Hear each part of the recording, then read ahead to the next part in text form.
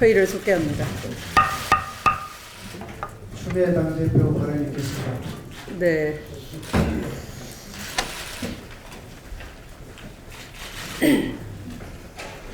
가뜩이나 경제가 어려운데 또 화재 소식이 들려서 기분이 안 좋습니다. 얼마 전 대구 서문시장 화재에 이어서 어제 새벽에는 여수 수산시장에 또다시 큰 화재가 발생했습니다. 특히나 설 대목을 앞둔 시점이라 이렇게 큰 화재로 인해 막대한 피해를 입으신 상인 여러분들께 진심으로 위로의 말씀 드립니다. 민주당은 피해 상인들께서 빠른 시일 내에 재기하실 수 있도록 각종 정책 자금과 신속한 지원, 전기, 가스, 요금 납부, 유예 조치 등 종합적인 지원책 마련에 나설 것입니다. 정부 당국도 전국 1,500여 개의 전통시장과 200여 개의 상점가에 대해 동절기 화재 안전사고 예방을 위한 긴급 합동 점검에 나서 주실 것을 촉구합니다.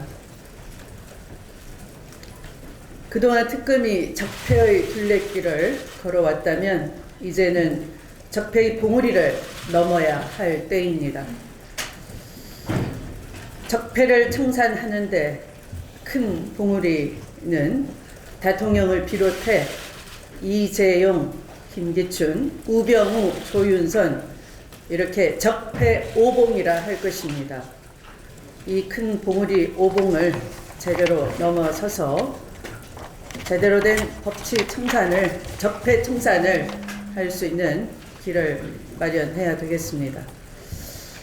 이분들은 밖에서 아무런 반성도 없이 증거인멸과 위증으로 국민을 우롱하고 법치를 농락하고 있습니다. 정경유착은 지금의 대한민국 병을 앓게 한 적폐 중의 적폐로 이번에 제대로 도려내지 못한다면 앞으로 영원히 그 기회는 오지 않을 것 같습니다. 특검은 좌고우면하지 말고 오로지 법과 정의에 따라 이재용 부회장에 대한 사법 처리에 나서야 할 것입니다. 김기춘 전 비서실장과 조윤선 장관은 즉각 구속되어야 마땅합니다. 블랙리스트뿐만 아니라 역대 정권에서 벌어진 용공 조작의 망국적인 지역주의 조작이 결국 김기춘 전 비서실장의 손을 통해서 나온 것이라면 역사의 법정에 이들을 세운다는 각오로 나서야 할 것입니다. 소환 예정인 조윤선 장관은 그 전에 장관직을 사퇴하는 것이 마땅한 도리이겠습니다. 민주주의 국가에서 최악의 범죄가 바로 국민의 사상과 표현을 권력의 입맛에 따라 재단하려는 블랙리스트 같은 것일 겁니다. 적폐 오봉에 대해서는 더 이상의 인내도 관용도 용납되지 않을 것입니다.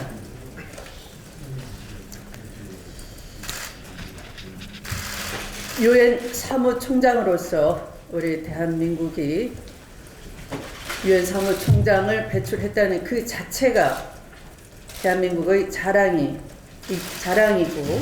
후대의 귀감이 되어야 할 것이기 때문에 우리는 되도록 유엔 사무총장으로서의 반기문 총장에 대해서는 언급하고 싶지가 않습니다.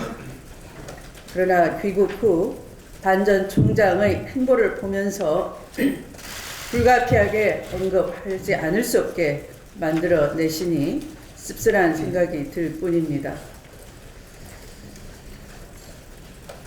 부패로 대한민국의 국격이 떨어지고 인권이 짓밟힌 박근혜 정부 5년을 보면서 박근혜 정부 4년 동안 이렇다 할 대선 후보 한 명도 만들어내지 못한 새누리당과 바른정당의 낯뜨거운 모시오기 경쟁에 반기문 유엔 사무총장 제대로 절신하셔야 될 것입니다.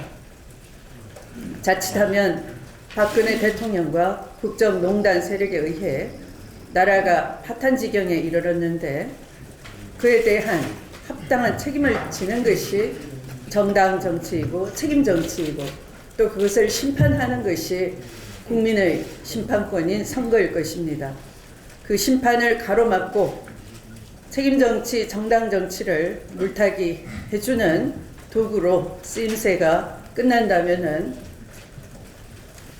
조국이 배출한 유엔 사무총장이 뭐가 되겠습니까? 더구나 인류 인권사의 가장 수치스러운 사건 중에 하나가 위안부 사건일 것입니다.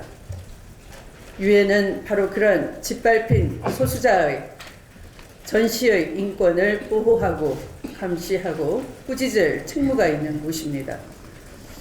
자국이 배출한 유엔 사무총장의 입을 통해서 한일 위안부 합의가 박근혜 대통령의 용단이며 역사적인 평가를 받을 것이라는 극찬을 했던 유엔 사무총장, 바로 그런 인권의식, 기본권 의식이 박약했습니다만, 그러나 우리가 배출한 사무총장이기 때문에 그런 말바꾸기도 평가를 하고 싶지가 않습니다. 그래서 어설픈 대선주자 흉내내시기보다는 끝까지 나라의 자긍심을 지키는 쪽으로 유엔의 결정이 있기 전까지 자중해 주셨으면 좋겠습니다. 말씀을 마치겠습니다. 예, 수고하셨습니다. 이어서 옥상호 원내대표의 발언이 있겠습니다. 네, 먼저 국민의당 박지원 당대표님의 당선을 축하드립니다. 경륜과 지혜로 국민의당을 잘 이끌어 주실 것으로 기대합니다. 그동안 국민의당 전당대회 때문에 제가 자제해 왔습니다만 오랫동안 주장해 왔던 야권의 통합과 연대에 대해서도 본격적으로 고민을 부탁드립니다. 분당 당시에 감정을 이해할 수 있겠지만 이제는 대선 승리를 위한 전략이 필요할 때입니다. 야권 전체의 지혜가 필요합니다. 반기문 유엔 사무총장이 국민의당으로 갈 가능성이 거의 없다고 판단되는 이 시점에서 이제는 국민의당과 민주당이 어떻게 정권 창출을 위해서 지혜를 모을 건지를 고민할 시점이 다가오고 있다, 이렇게 말씀드리겠습니다. 앞으로 이 문제에 대한 여러 가지 지혜를 함께 나눴으면 합니다. 1월 국회 이제 이번 주에 마감이 됩니다. 제가 1월 국회가 열리기 어렵기 때문에 1월 국회 열지 말자 이렇게 말씀드렸었는데, 다른 당의 원내대표들께서 그래도 열자, 민생을 위해서 열자 이렇게 주장하셔서 2주일의 짧은 국회를 열어놨습니다. 그러나 역시 제 예상대로 국회가 정상적으로 가동이 되지 않고 있습니다. 각 당의 내부 사정 때문에, 정치 일정 때문입니다. 아주 소극적입니다. 지난주에도 수석 부대표 간에 회동이 열리지 않았습니다. 전화도 안 받고 문자도 안 받는 분도 계십니다. 이럴 거면 왜 국회를 열었습니까? 정직해야죠. 오늘이라도 제대로 된 수석 부대표 회동을 통해서 1월 국회에 뭘 할 건지 정리해야 될 거 아닙니까? 지금 이 시점에서 법사위를 통과한 법안이 단 한 건도 없습니다. 22일이 본회의인데 저는 수석 부대표들이 또 원내대표 간에 이번 주 안에 제대로 좀 회동을 해서 성과를 내야 한다고 생각합니다. 국민들 욕먹을까 봐 국회만 열어놓으면 됩니까? 실질적으로 성과를 내야지요. 다시 한번 각 당의 정비 또 제대로 된 법안에 대한 협조를 부탁드립니다. 오늘로 최순실 게이트 국조특위가 문을 닫습니다. 국조특위 위원들 고생하셨습니다. 이런저런 평가도 있고 말도 많고 탈도 많았지만 그래도 국조특위가 성과가 많았다, 이렇게 저는 평가합니다. 김성태 위원장을 포함해서 여러 의원들 고생하셨다고 생각합니다. 그러나 이 과정에서 드러난 제도적 맹점이 반드시 개선되어야 한다는 점도 지적하고자 합니다. 아마 증인들은 이번에 청문회에서 위증을 하면 반드시 처벌받는다는 것을 특검을 통해서 확인했을 겁니다. 국회를 무시하고 불출석해도 되고 위증을 해도 된다는 식의 안이한 태도로 청문회에 임하는 그런 모습들은 이제는 더 이상 용서 안 된다는 것을 강조하고자 합니다. 이제는 국조특위를 마감하고 특검의 수사에 모든 것을 집중하는 그러한 국면으로 넘어가고 있습니다. 특검이 국조특위에서 나왔던 온갖 의혹들을 제대로 규명해 주십사 부탁을 드리겠습니다. 지금은 정경유착 또 최순실 국정농단을 주로 수사하고 계신데 이 문제가 국정원의 대법원 사찰이나 국정원의 개인 문제 그리고 언론의 최순실 인맥들에 대한 문제, 언론의 잘못된 보도 등에 대해서도 최순실 게이트와 연결된 것에 대해서는 제대로 수사할 필요가 있다는 점을 강조하고자 합니다. 이상입니다. 예, 수고하셨습니다. 이어서 김영주 최고위원님 발언하겠습니다. 반기문 전 총장께 한 말씀 드리겠습니다. 대한민국이 총체적 위기에 빠진 이때 귀국하셔서 하신 어이없는 언행에 국민들이 황당해하고 있습니다. 참 염치 없습니다. 전 국민의 성원과 지원이 없었다면 오늘의 화려한 반기문은 없었을 것입니다. 그런데 귀국 이후에 국민들의 가슴 후벼 파는 언행을 보여줬습니다. 아무리 노력해도 희망이 쌀기 보이지 않아 좌절하고 있는 청년들에게 노력하라고 말했습니다. 노력이 부족해 청년의 삶이 피폐해진 줄 아십니까? 청년에게 노력을 말하기 전에 자신의 아들이 아버지 덕에 대기업 해외지사에 특혜 채용된 게 아니냐는 청년들의 분노에 찬 의문에 먼저 제대로 답하시기 바랍니다. 더욱이 청년 실업 해법으로 이미 실패한 청년 인턴 확대를 얘기했습니다. 청년 인턴은 이미 열정페이를 강요하고 질 나쁜 비정규직을 양산해 사회 문제가 된 지 오래입니다. 잘 모르면서 영혼 없는 훈계를 하지 마시고 차라리 자택에서 가까운 노량진 고시촌을 방문해 컵밥으로 끼니를 때우는 청년들을 만나 얘기부터 들어보시기 바랍니다. AI 방역 현장 방문은 또 뭡니까? 방역 현장은 방역요원 외에 다른 인원의 출입은 삼가하는 게 원칙입니다. 필사적인 방역 작업을 방해하는 민폐가 되기 십상이고 방문객과 차량을 통해 자칫 AI가 전파될 수 있기 때문입니다. 그래서 국회 농해수 위원들도 방역 현장은 가지 않았던 것입니다. 그런데 나라를 위해 이 한 몸 불사르겠다고 말한 분이 어설프게 방역복 입고 사진이나 찍자고 그 많은 인원을 동행한 채 방역 현장에 가셨습니다. 이건 AI와 사투를 벌이고 있는 양계 농계와 가격 폭등으로 계란 하나 마음 놓고 살 수 없는 국민들에게 최소한의 예의도 저버린 쇼였습니다. 음성 꽃동네 방문에서는 환자에 대한 기본 수칙을 지키지 않았다는 비판을 받고 있습니다. 이런 상식도 없고 잘 알지도 못하면서 국민을 훈계나 하는 염치 없는 행보에 국민들께서는 우라통 치민다고 하십니다. 박근혜 대통령만으로도 억장이 무너지는데 제2의 이명박근혜 같은 언행은 이제 그만하시기 바랍니다. 반 총장께서 귀국과 동시에 지금까지 하신 행보를 보면 일주일 만에 공항에서 정치교체를 하신다고 하셨습니다. 그런데 일주일 만에 본인이 정치교체의 대상 후보에 오르셨습니다. 정치교체를 말하기 전에 정치인으로 그리고 우리 대한민국 국민으로서 기본 염치라는 것을 먼저 배우실 것을 권합니다. 끝으로 이번 주 전국을 돌면서 대선 행보를 하신다고 하니 충고드리겠습니다. 거제 대우조선해양을 방문하신다고 들었습니다.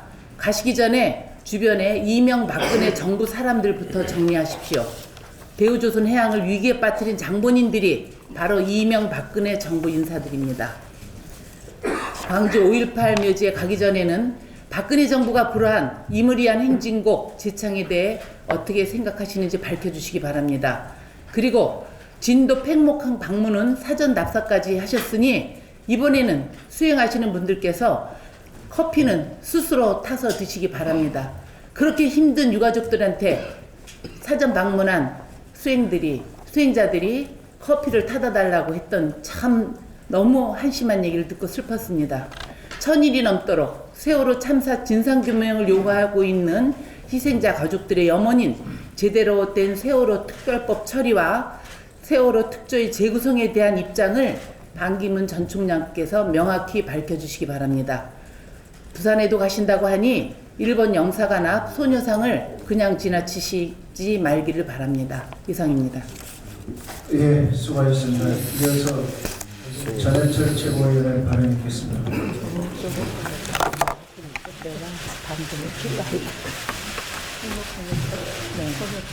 반기문 전 총장이 귀국 이후에 연일 정치교체 이야기하고 있습니다.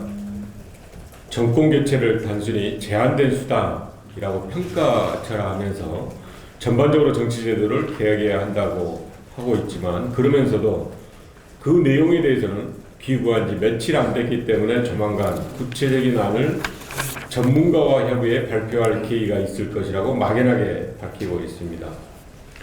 촛불 민심의 열망인 정권 교체 대신 정치 교체를 말하면서도 정치 교체의 구체적인 안을 말하지 못하는 것은 10년간 해외에서 활동하며 국내 정치 상황과 민심의 엄중함을 절박하게 인식하지 못하고 있거나 국가 지도자로서의 국정 운영의 철학 부재와 준비 부족을 여실히 드러낸 것이라고밖에 볼 수 없습니다. 또한 헌법 개정을 포함해 선거제도, 정책 결정 방식, 정치인의 행태, 사고 방식 등을 전반적으로 손봐야 한다라고 이야기를 하고 있는데, 개별 정치인의 형태와 사고 방식을 어떻게 손을 볼 수 있다는 것인지 이해하기 어려울 뿐만 아니라 모든 정치인의 정치 활동에 문제가 있다는 식으로 편애하는 바라는 정당 정치에 대한 이해가 부족한 데서 기인한 것으로 상당히 부적절한 것으로 보입니다. 반기문 전 총장은 연일 정치 교체를 강조하기 전에 먼저 본인이 어떤 정치 세력, 어떤 정당과 함께 어떠한 정책과 비전으로 정치를 발전시켜 나갈 것인지를 분명히 밝히는 것이 순서일 겁니다. 현재 반기문 전 총장을 돕고 있는 상당수의 인사가 박근혜 정부와 여당 인사이거나 이명박 전 대통령의 측근들이라고 알려져 있습니다. 이런 분들과의 정치교체 선언은 2012년 박근혜 당시 새누리당 대선 후보가 여당의 후보로 대선에 나서며 이명박 정부의 실정과 책임을 회피하기 위해 외쳤던 정권교체의 수준을 넘는 정치교체, 그만큼이나 허무한 외침이 될 수밖에 없습니다. 국정 운영에 철학도 준비도 없으면서 단지 자신의 정치적 야심에 해가 될 것을 우려해 전 정부의 잘못을 겸허히 피해 나가기 위한 구호로 정치교체를 외친 그 결과가 현재 박근혜 대통령의 헌정률인 국정농단 사태로 나타나고 있는 것을 잘 알아야 할 겁니다. 원칙도 철학도 도덕도 다 팽개쳐버린 기득권 측의 탐욕 앞에 국민들은 촛불을 들었고, 천만 촛불 민심은 단순히 정치 교체가 아니라 이명박, 박근혜 정부에서 이어져 온 기득권 세력들의 부정부패, 정경유착, 적폐를 완전히 청산하고 국민이 중심이 되는 진정한 민주주의 공화국, 정의롭고 공정한 대한민국을 만드는 정권 교체를 하라는 것입니다. 정권 교체는 단순히 수단이 아니고 대한민국의 정치, 경제, 사회, 문화, 교육 등 전 분야를 다시 정상적인 궤도로 자리잡게 하고 발전시키기 위한 국가 대개조의 첫 번째 과제이자 전제 조건이 됨을 분명히 말씀드리겠습니다. 이상입니다.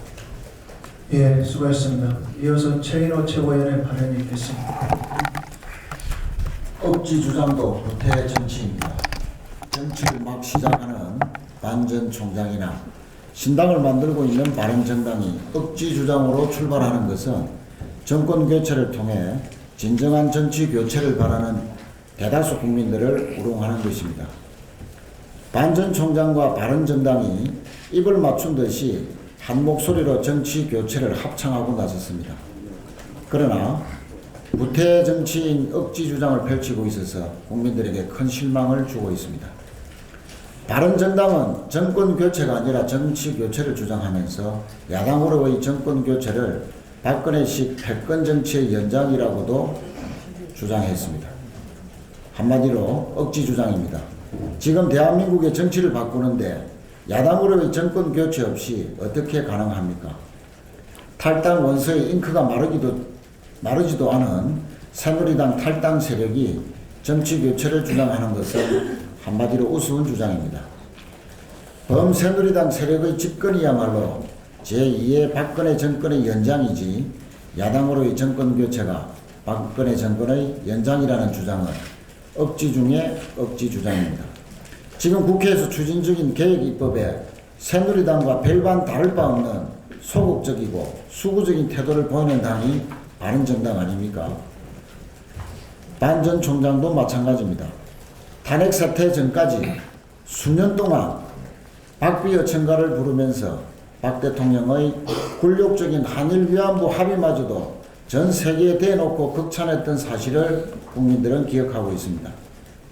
정치 개혁에 대한 비전이나 세력을 보여주지도 못하면서 정치 개혁에 실패한 이명박 또 현 정권의 핵심 인사들을 그대로 핵심 측근으로 배치하면서 무슨 정치 교체를 주장할 자격이 있는지, 또 새누리당 세력의 지원을 받으면서 어떻게 정치 교체를 주장하는 것인지 국민들은 매우 의아해하고 있습니다.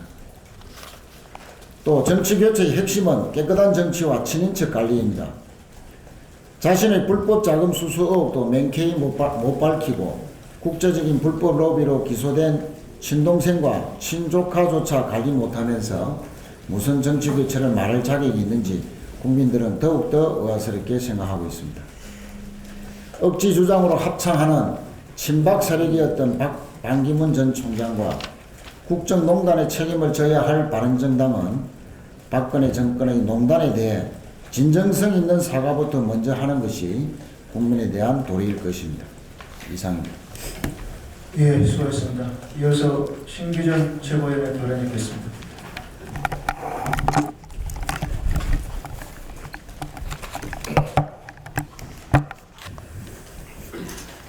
교육부가 역사교과서와 관련해 2018년부터 국정, 검정, 혼영 정책을 적용하고 2017년부터 교육과정에 국정교과서를 편성하는 학교는 역사교육 연구학교로 지정하겠다고 합니다.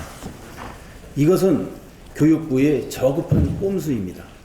기존의 연구학교는 지원금과 교사의 승진에 따른 가산점으로 보통 10대 1에 육박하는 치열한 경쟁이 있었습니다. 그런데 교육부가 올해 국정교과서를 신청하는 모든 학교를 역사교육 연구학교로 지정하고 지원금과 교사 승진에 가산점을 주겠다고 합니다. 거기에 6,000원가량 하는 검정교과서와 달리 국정교과서는 무료로 배급하겠다고 합니다. 이것은 국정, 검정교과서 혼용정책으로 현장에서 교과서 채택 전쟁을 일으킨 뒤 사실상 국정교과서에 특혜를 몰아주려는 교육부의 저급한 꼼수인 것입니다. 국민들로부터 탄핵당한 박근혜, 최순실의 국정교과서를 강행하려는 것도 모자라 알량한 돈 몇 푼과 가산점으로 신성한 교육 현장을 매수하겠다는 것입니다. 이것이 한 국가의 백년지 대계를 준비해야 할 대한민국 교육부의 현재의 모습입니다. 교육부는 더 이상 주권자를 부끄럽게 만들지 말고 역사교육 연구학교를 즉각 철회할 것을 촉구합니다. 그리고 교육부 본연의 자리에서 미래 세대 100년을 고민할 것을 충고합니다. 국정교과서는 중립적이어야 할 역사 문제에 특정 세력이 개입하여 만들어낸 시대의 기형적 괴물입니다. 박근혜 탄핵과 함께 폐기 1순위 정책이 될 것입니다. 연구학교 또한 국민의 교육 현장에서 철저히 외면당할 것이며 채택률 0%에 머물렀던 교학사 교과서의 전철을 밟게 될 것입니다. 오는 6일 도종환 국회의원님이 발의한 국정역사교과서 금지법에 관한 안건조정위원회가 개최됩니다. 우리 당은 2월 본회의까지 꼭 통과시키고 신학기가 오기 전에 역사 국정교과서를 기필코 저지시키자는 말씀을 드립니다. 이상입니다. 예, 수고하셨습니다. 이어서 양양교 최고위원의 발언이 있겠습니다.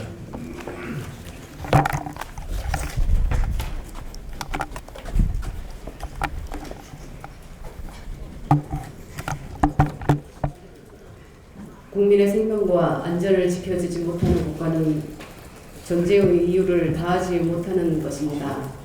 세월호 참사 직후 많은 국민들이 국가란 무엇인가? 라는 질문을 던진 것도 그 때문입니다. 외국에 나가 있는 대한민국을 지켜야 할 책임과 의무는 그곳에 나가 있는 대한민국 외교공관입니다. 며칠 전 대만 여행 중이던 한국 여성 3명이 현지 택시기사가 준 음료를 마시고 정신을 잃은 뒤 성폭행을 당한 사건이 발생했습니다. 피해를 당한 여성들은 도움을 요청하기 위해 한국 대표부에 전화를 했으나 도움을 받기는커녕 한국 대표부 직원들이 밤중에 전화를 건 것에 대해 짜증을 냈다는 보도를 보았습니다. 사실이라면 있을 수 없는 일입니다. 안 그래도 현지 언어와 현지 법을 몰라 여러 나라에서 한국인들이 억울한 일을 당하고 있습니다. 지금 멕시코에서도 30대 한국 여성이 인신매매범이라는 누명을 쓰고 수개월째 복역 중인데 공관의 도움을 받지 못하고 외국의 감옥에서 비참한 시간을 보내고 있습니다. 특히 외국 여행을 떠나는 국가들이 다양화되면서 사건, 사고도 증가 중이고 이번 대만에서의 사건처럼 상대적 약자인 여성들이 범죄 피해를 당하는 경우가 늘어나고 있습니다. 사고 신고에는 때가 없는 것인데 외교부 공무원이 밤중에 전화를 받았다며 피해자에게 짜증을 내고 불친절하게 응대했다니 공무원으로서 있을 수 없는 일입니다. 분명히 책임을 물어야 할 것입니다. 이미 우리 외교는 전방위적으로 위기에 처해 있습니다. 윤병세 외교장관은 위안부 피해자가 거부하는 위안부 합의를 옹호하며 도리어 일본을 편드는 이해할 수 없는 발언을 계속하고 있습니다. 또한 최근에는 칠레에서 한류 문화 관련 업무를 하던 외교관이 현지 10대 여학생들을 성추행한 사실이 현지 방송에 적발되어 국제망신을 초래한 바 있습니다. 그 와중에 해외 파견 공관 직원들은 자국민 보호에 소홀하고 있으니 외교 무능이 극에 달한 상황입니다. 외교부는 국민의 불신과 분노의 대상이 되고 있음을 자각하고 각성하길 촉구합니다. 국가 간의 협정 같은 큰 일은 물론이고 우리 국민 한 사람 한 사람을 보호하는 일에도 똑같은 자세로 충실해 주시길 당부드립니다. 예, 수고하셨습니다. 이어서 김병관 최고위원의 발언 있겠습니다.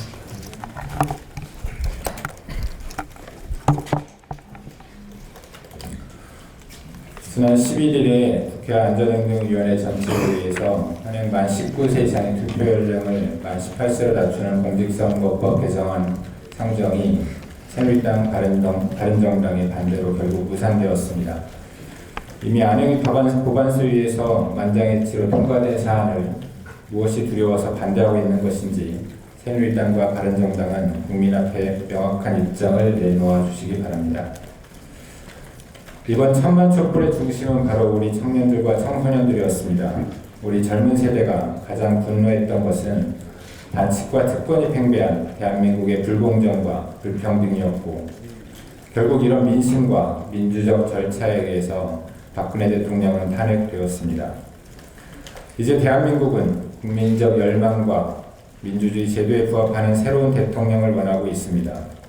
그리고 새로운 대통령을 선택할 기회는 이번 촛불 민심에 앞장선 청소년들에게까지 확대되어야 합니다. 이것이 바로 공정하고 정의로운 대한민국을 만드는 첫걸음이라고 할 수 있습니다. 결혼도 할 수 있고 운전도 할 수 있고 군대도 가야 하는 우리 18세 국민들이 있습니다. 이 18세 국민들은 교육과 입시, 등록금, 일자리 등 다양한 정책의 이해 당사자이기도 합니다. 전 세계가 주목하고 감탄했던 촛불혁명에서도 우리 18세 국민들은 놀랍고도 성숙한 시민의식을 보여주었습니다. OECD 34개국 중 선거 연령을 19세로 정하고 있는 것도 우리나라가 유일합니다. 그럼에도 과거의 여권, 현재 범새누리당은 이치에도 상식에도 세계적 추세에도 맞지 않는 19세 선거 연령을 고집하고 있습니다. 국민을 두려워하는 것으로밖에 보이지 않습니다. 민주주의 사회에서 참정권 확대에 반대하는 반정치적, 반민주적 행태에 불과합니다. 우리 당 청년위원회에서는 청년이 산하에 18세 투표권 확보 특별위원회를 설치해서 본격적인 활동에 들어가기로 했습니다. 이미 여러 청소년 단체들과 청년 단체들과 활발히 연대체 구성을 준비하고 있습니다. 더불어민주당 청년위원회는 18세 투표권 확보 특위를 중심으로 해서 2월 국회에서 반드시 투표 연령 인하가 관철되도록 가능한 모든 노력을 다할 것입니다. 공정하고 정의로운 새로운 대한민국, 이 새로운 대한민국의 첫 대통령을 만들 수 있는 기회를 우리 18세 국민들에게까지 확대되도록 할 것입니다. 감사합니다.